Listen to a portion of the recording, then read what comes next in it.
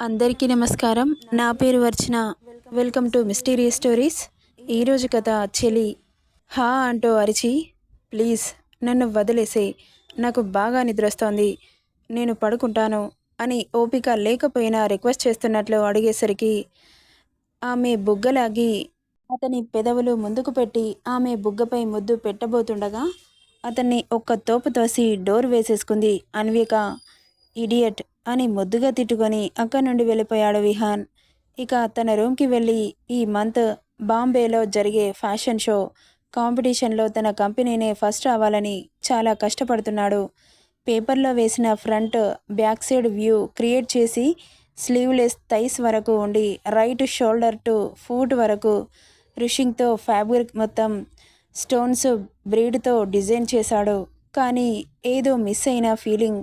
ఒక డిజైన్ వేసి వేసి విసుగొచ్చి పక్కన పడేసి అలాగే నిద్రలోకి జారుకున్నాడు.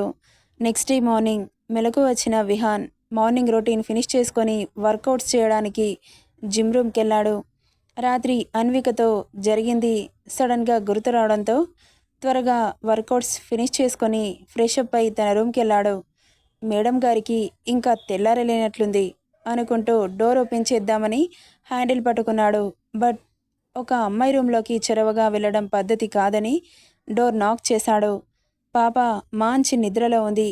ఇంకోసారి నాక్ చేశాడు విసుగ్గా. టైం 9 అవుతోంది. ఇదో పెద్ద మీర్జాపురం యువరాణి అనుకుంటుందా ఇంతసేపు పడుకుంది అనుకుంటూ ఇంకోసారి డోర్ తీయకపోతే తనే లోపలికి వెళ్ళాలి అనుకుంటున్న వేళ నిద్రకి తూగుతూ వచ్చి డోర్ ఓపెన్ చేసింది కళ్ళు మూస్తూ తెరుస్తూ. హే ఇడియట్, ఇంకా నిద్ర లేవలేదా అంటూ అరిచాడు. అతని అరుపుకి ఉలిక్కిపడి ఎదురుగా ఉన్న విహాన్ని చూసి, అబ్బా పొద్దున్నే వీడి గోల మళ్ళీ మొదలైంది. ఏంటిప్పుడు మెలకువ రాలేదు? ఏం చేయమంటున్నావు? ఏంటే కేర్లెస్ సమాధానమిస్తున్నావు? ఏంటి వేనా అంటూ నోరు తెరిచింది. అవును వేనే. ఇప్పుడేంటంట? 10 నిమిషాల్లో ఫ్రెష్ అయ్యి నా ముందుండాలి. నువ్వేం చేస్తావో నాకు తెలీదు. నాకేమైనా మ్యాజిక్లు వస్తాయనుకుంటున్నావా? 5-10 నిమిషాల్లో రెడీ అయ్యి రావడానికి గంట పడుతుంది. నీ ఇష్టం వచ్చింది చేసుకో అంటూ విహాన్ మీదే డోర్ వేసేస్తుంది అన్విక. దీనికి బలుపు మామూలుగా లేదు. నా మీదే డోర్ వేసేస్తుందా దొంగ మొహంది. దీని సంగతి బయటకొచ్చాక చెబుతా అనుకుంటూ అక్కడి నుండి కిందకెళ్ళాడు. బ్రేక్ఫాస్ట్ చేసి ఆమె కోసం ఎదురు చూస్తున్నాడు విహాన్. ఆమె చెప్పిన టైం కూడా అయిపోవడంతో దీనికసలు కామన్ సెన్స్ ఉందా, ఇంకా బయటకు రావట్లేదు అని తిట్టుకుంటూ తన రూమ్కి వెళ్ళాడు. దీన్ని ఏంటి అడిగేది, తొక్కలో పర్మిషన్ అనుకుంటూ లోపలికి వెళ్ళిన అతనికి ఒక్కసారిగా కళ్ళు చెదిరిపోయాయి. చెక్కిన పాలరాతి శిల్పం మీద నీటి బొట్లు ఎలా మెరుస్తాయో అలా ఉంది ఆమె శరీర సౌష్ఠవం. అతని కళ్ళు అస్సలు పక్కకు తిరగట్లేదు. తల తిప్పి చూసిన అన్వికకి వెనక బాబు కనిపించడంతో కోపంతో ఊగిపోతూ కర్టెన్ వెనకాల దాక్కుంది. అతను చూస్తున్న వైపు పాప లేకపోవడంతో తేరుకొని చుట్టూ చూశాడు. నా పర్మిషన్ లేకుండా రూమ్లోకి ఎందుకొచ్చావు? అయినా నువ్వేంటే గంట అని చెప్పి 2 గంటలు అటే వెళ్ళావు. మరి స్నానం చేసి అలాగే రానా బట్టలు వేసుకోకుండా? నాకు ఓకే బేబీ, బట్ నీ అందం వేరే వాళ్ళు చూస్తే నాకు నచ్చదు అన్నాడు నవ్వుతూ. షడాప్ అంటూ అరిచి, నాకు బట్టలు కావాలి, లేకపోతే ఆఫీస్కి కాదు ఈ రూమ్ నుండి బయటకు కూడా రాను అంటున్న తనని ఈ మాట కామాట చెప్పుకోవాలి బేబీ. నీ అందం ముందు ఏ మిస్ ఇండియానో మిస్ వరల్డ్నో కూడా దిగదుడిపే అనిపించింది. అంత అందంగా ఉన్నావు తెలుసా అంటున్న విహాన్ మాటలకి, రై నన్ను మొత్తం చూసేసావా? అక్కడ ఏముందని చూడ్డానికి? టవల్లోనే ఉన్నావుగా, చూడాల్సిన పార్ట్స్ అన్నీ ఆ టవర్లో బంధించి మొత్తం చూసేసావా అంటున్నావు అన్నాడు వెక్కిరిస్తున్నట్లు. అబ్బో చూడలేదని డిసప్పాయింట్ అయ్యావా? నీ కోరిక ఈ జన్మలో నెరవేరదు, కానీ నాకు డ్రెస్ తీసుకురాపో అని ఆర్డర్ వేస్తున్నట్లు అడగగానే, తీసుకురాకపోతే ఏం చేస్తావు బేబీ? తమరి వర్కుని కూడా నేను చేయకపోతే ఏమవుతుంది బేబీ అనింది అతన్ని ఇమిటేట్ చేస్తూ. అప్పుడు గుర్తొచ్చింది విహాన్కి ఈ మంత్లో మిస్ ఇండియా కాంపిటీషన్ ఉందని. వెంటనే అలర్ట్ అయ్యి 5 నిమిషాల్లో డ్రెస్ వస్తుంది, 10 మినిట్స్లో నువ్వు కింద ఉండాలి అని చెప్పి వెళ్ళిపోయాడు. 5 నిమిషాల్లో డ్రెస్ వస్తుందా, రాకపోతే నీకుంటుంది కదా అని తను కూడా వెక్కిరిస్తూ అక్కడే కూర్చొనిపోయింది. ఇక అతను చెప్పినట్లుగానే 5 మినిట్స్లో మేడ్ డ్రెస్ తీసుకురావడంతో వెంటనే దాన్ని వేర్ చేసి నుదుటిన చిన్న స్టిక్కర్ పెట్టుకొని వితౌట్ మేకప్లో కిందికెళ్ళింది. కిందకు వచ్చిన అన్విగని పద ఆఫీస్కి లేట్ అవుతుంది అన్నాడు. ఏంటి లేట్ అవుతుంది, నేను తినకూడదా అంటూ డైనింగ్ చైర్లో కూర్చొని 4 ఇడ్లీలు, 2 దోశలు, 3 వడలు వడ్డించుకొని తాపీగా తింటూ కూర్చుంది. అతని సహనాన్ని పరీక్షిస్తున్న అన్విక ఫుడ్ తినడంలో చాలా బిజీ అయిపోయింది. హా అంటూ తల పట్టుకొని సోఫాలో కూర్చున్నాడు విహాన్ విసుగ్గా. 15 నిమిషాలకి ఇడ్లీ అయిపోతే ఇంకో 15 నిమిషాలు దోశ తినింది. ఇక వడ తింటుండగా ఆమె చెయ్యి పట్టి పైకి లాగి, ఏంటే ఎంతసేపు తింటావు, ఊరుకుంటున్నాను కదా అని ఓవర్ యాక్షన్ చేస్తున్నావు, మింగింది చాలు పద అంటూ బరబరా లాక్కెళ్తుంటే, అయ్యో అలా లాక్కెళ్తున్నావేంటి, నా వడలు నన్ను చూసి ఏడుస్తున్నాయి వదులు అంటూ గింజుకుంటూ ఉంది. ఆమె చెయ్యిని గట్టిగా పట్టుకొని కారులో కుదేశాడు. వెంటనే కార్ స్టార్ట్ చేసుకొని ఆఫీస్కి రయ్యమనిపించాడు.